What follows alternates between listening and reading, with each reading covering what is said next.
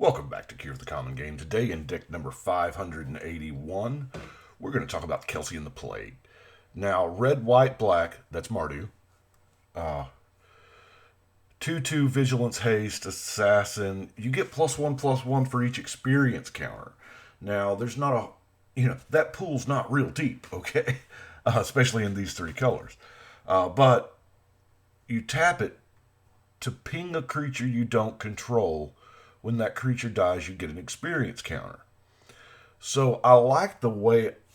First off, I love using those old, underused mechanics. They're experience counters. They hit like one time and that was it. I like seeing that again. But let's see. I also like the fact that this feeds itself. You know what I'm saying? It gets you experience counters and it benefits from experience counters, but not in like a totally busted way. So, as far as experience counters go, the only other experience counter card I have is Calamity. I don't have an extra copy of the Daxos, and I don't know that it would matter. But I've got a few big creatures in here. It's whatever. But the very first thing I saw with Kalim was Thornbite Staff. This is, absolutely the first ability you can forget. Equipped creature has whatever. Whenever a creature is put into a graveyard from play, untap this creature. So that way, she pings a creature. When it dies, you get the experience counter and you get to untap to do it again. And then I was like, you know what? To make sure every ping is lethal, we need Death Touch. So that's why the Gorgon's Head, Blade Brand's just one turn. Void Beckoner, you get the counter, the Death Touch counter. Aspect of Gorgon's an enchantment. And then, just flat out, all my stuff has Death Touch with the archetype. So in my mind, I'm envisioning kind of a goblin sharpshooter type machine gun thing here. So, to which is going to net a whole. If there are creatures to kill, obviously, it's going to net us a lot of experience counters, a lot of dice triggers, but it's also going to net us a lot of attention. Also using like puppet strings for untapping, mage right stone for untapping. Now here's one of my favorite dice triggers recently anyway. Eternal Thirst. Whenever a creature an opponent controls dies, it gets a 1/1 counter. So it's all the counters. Deathbringer Thoktar, kind of the same thing. Another creature dies, it gets bigger, and it itself is kind of a win condition, And then I thought, well, you know what? Let's proliferate. I didn't have like the engine or the clasp, but I was like, you know what? Throne of Geth is not bad, and we're kind of using tons of artifacts, right? But proliferate was kind of what I looked for. So yeah, a Volt Charge, we're kind of paying more for a Lightning Bolt than we should, but it proliferates, Spread the Sickness and Grim Affliction. Now, let's see here. Let's look at our ramp. We have, hence, a lot of artifacts here. Scuttlebutt, it taps for any color. Bonder's Ornament.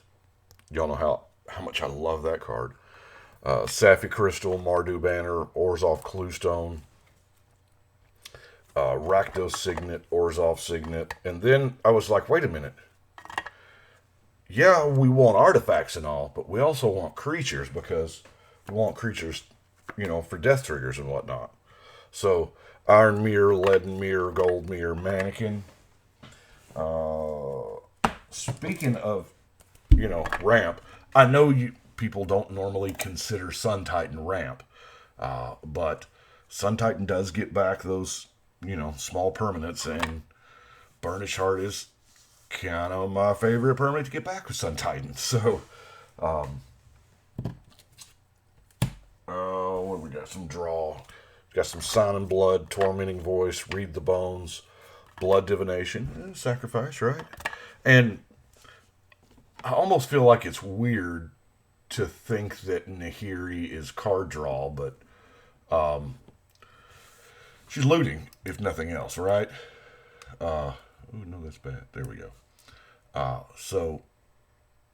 And looting is kind of not bad when we're trying to do stuff like, Unburial Rites, Rise from the Grave. Heck, even the Phyrexian Reclamation. I don't understand why this card is not more played, or maybe it is, and I just don't know it. But we've also have a problem with opponents' creatures having hexproof. So Kaya, she does a fine job there. So does Glaring Spotlight. We got the boots to give our commander Shroud. And running the Rings of Brightheart. Man, I didn't realize this card was as big as it is till I was listing. I think this card's half the deck. But you can pay 2 and you copy that activated ability. The activated ability of our commander is tapping to deal the damage. So we spend 2, we get 2 copies of that on the stack. We can hit 2 different permanents. It's all good. Yeah, I get this may not be the best deck to abuse the rings, but yeah, it works, right? With a lot of things going to be in the graveyard, the Necrotic Ooze is, pretty good.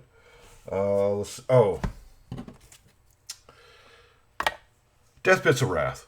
Just a great card. Now, we don't have a whole lot of creatures in the deck. I think there's only like 5 more creatures to show you. But Death Pits of Wrath, this is how we're going to keep the board clear. A creature is dealt damage, destroy it.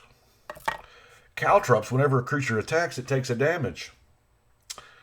If we're fortunate enough to get them together, no creature's alive at the end of the combat step to deal damage. So, speaking of creatures, let's look at our others. I put one more pinger in here just in case, I don't know. Grateful Apparition, combat damage proliferate, General's Enforcer. Our commander's a legendary human, so that would be real nice. And it even exiles cards from graveyards so that we can get rid of the recursion problem from our opponent to make creatures, right? That's Dual Caster Mage. And Zatalpa. Yeah, I know. Zatalpa. This is what we call a slot. Okay, let's look at some removal. We got Sunblast Angel. I like to count that as a board wipe because you're not going to play it unless you can maximize that value. Achroma's Vengeance, Diabolic Edict, Disenchant, Revoke Existence. Yes, I only put it in there because it grabbed my eye because it was shiny. I know, I'm terrible. Dire Tactics, Sunlance, Tragic Slip, Demystify, Ruinous Ultimatum, and Turmoil's Crypt. Yes, that's right. I'm counting Turmoil's Crypt as removal. It removes a graveyard, and there are times that's better than a board wipe or a Mind Twist. I mean, yeah. It's just another zone that people play out of. I mean, I do too. Double Cleave, because our commander, the end result is we're going to have all these experience counters, right? And she's going to be so much bigger, and that way, Double Cleave, Double Strike, Soul's Fire, in case the commander gets real big, and if not real big, just to 10 at least, with Tainted Strike, or 9 without the Tainted Strike. Well, let's look at our non-basics, shall we? There's not a lot. We have the Command Tower, Evolving Wilds, Nomad Outpost, Rogue's Passage, Orzhov Basilica, Scoured Barrens, Orzhov Guildgate, Rakdos Guildgate, Bloodfell Caves, Windscarred Crag, and Boros Garrison. And that is it for Kelsien. This one was, I'm actually kind of looking forward to playing this one. There are some things I think that I could use a little more of. Yes, I could totally use more, Death Touch Granting and Artifact Tutoring, Enlightened Tutor, things like that. So, yeah, those are, it's got room to be upgraded, it's not a, can we, before I walk over there, oh man, I didn't clean off my table, did I? So that is deck number 581. We're starting a new row.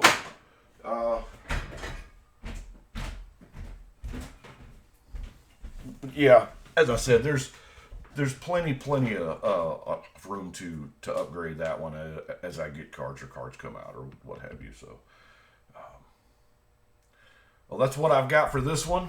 We will see y'all tomorrow for a. We'll give you a hint. Legendary human. I appreciate you watching. Y'all let me know what you think. Right now, we're going to shuffle and cut.